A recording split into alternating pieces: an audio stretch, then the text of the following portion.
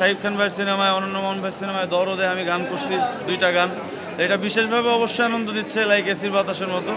তো তবে আমি চেষ্টা করব যে আমি একজন মানে আমার ভক্ত শ্রোতাদের জন্য একজন ভালো আইডল হওয়ার, যাতে করে তাদেরকে আমি ডিসঅ্যাপয়েন্টমেন্টটা একটু কম দিই। আমি শাকিব খান ভাইয়ের সিনেমায় গান গাওয়ার সুযোগ পাইছি প্রথমে, তাতেই অনেক ভালো লাগা কাজ করতেছে। এখন সেই গান যদি মানুষের ভালো লেগে যায়, মানুষের প্রশংসা পায়, তাহলে অবশ্যই সেটা আরও বড় পাওয়া হবে।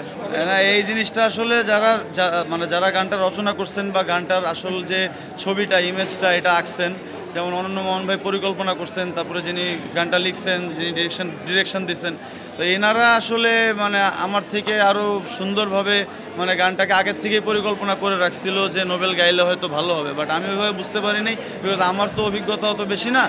আমি জাস্ট গেয়ে গেছি আমার মতো করে, গাওয়ার পরে দেখি যখন ফাইনাল মিক্স মাস্টারটা আসছে আমার কাছে ভালো লাগছে শুনতে। ইনশাল্লাহ অবশ্যই মানে যখন এই গরমকালে এসির বাতাস ভালো লাগে, শীতকালে হিটার ভালো লাগে, তো মানে কি বলে কষ্টের সময়ে সুখের নিউজ ভালো লাগে। তো এরকম এটা একটা খুব আনন্দের নিউজ যে শাকিব খান ভাইয়ের সিনেমায়, অনন্য মোহন ভাইয়ের সিনেমায় দরদে আমি গান করছি, 2টা গান। এটা বিশেষভাবে অবশ্যই আনন্দ দিচ্ছে, লাইক এসির বাতাসের মতো।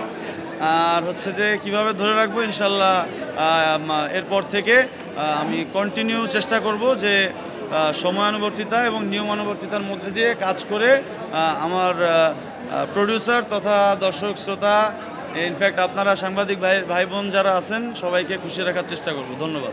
আসলে আমরা তো প্রতিনিয়তই লাইফের কাছ থেকে ডিসঅ্যাপয়েন্টেড হই, তো হয়তো এরকম একটা ডিসঅ্যাপয়েন্টমেন্টের অংশই আমার ফ্যানরা আমার কাছ থেকে মাঝে মধ্যে হয়ে থাকেন, কারণ লাইফ আমাদের ডিসঅ্যাপয়েন্টমেন্টস দিয়েই থাকে। তো তবে আমি চেষ্টা করব যে আমি একজন মানে আমার ভক্ত শ্রোতাদের জন্য একজন ভালো আইডল হওয়ার, যাতে করে তাদেরকে আমি ডিসঅ্যাপয়েন্টমেন্টটা একটু কম দিই এবং মানে নিরাশ কম করি এবং আশার বাণী এবং তাদের আশা পূরণটা বেশি করে করতে পারি।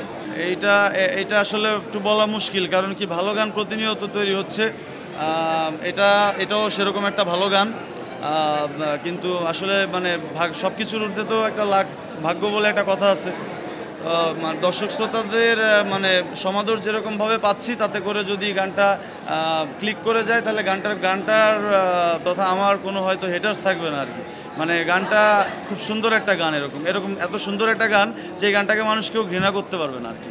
গানটা পিওর ভালোবাসার গান, সেটা তো কলকাতার মানুষরা ভালো জানে, বোম্বের মানুষরা ভালো জানে, আমি তো জানি না। আমি বাংলাদেশে আছি ভাই, আপনাদের সাথে।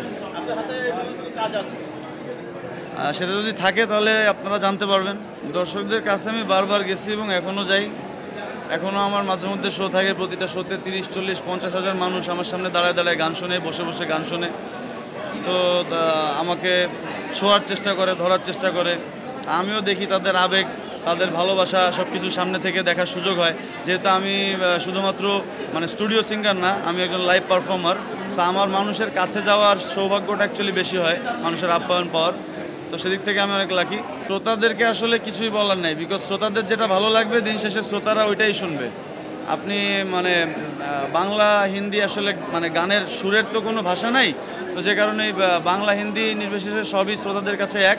তবে আমাদের যারা আমরা মিউজিক তৈরি করি বা আমরা যারা প্রডিউসার, মানে যারা ফিল্মের প্রডিউসার বলেন, মানে আমাদের যারা নির্মাতা আছেন, গানের নির্মাতার থেকে শুরু করে এই টাইপের নির্মাতা, মানে যারা পাবলিকের কাছে কন্টেন্ট পৌঁছায় দিচ্ছে, তাদের একটা দায়িত্ব আছে যে আপনারা গ্লোবালি কন্টেন্টগুলোকে দেখেন। আমরা যাতে গ্লোবালি কন্টেন্টগুলোকে দেখে মানে আন্তর্জাতিক মানের কন্টেন্টগুলোকে দেখে আন্তর্জাতিক মানের কন্টেন্ট বানানোর চেষ্টা করি আর কি, সেটা গান হোক, সিনেমা হোক, যা কিছুই হোক।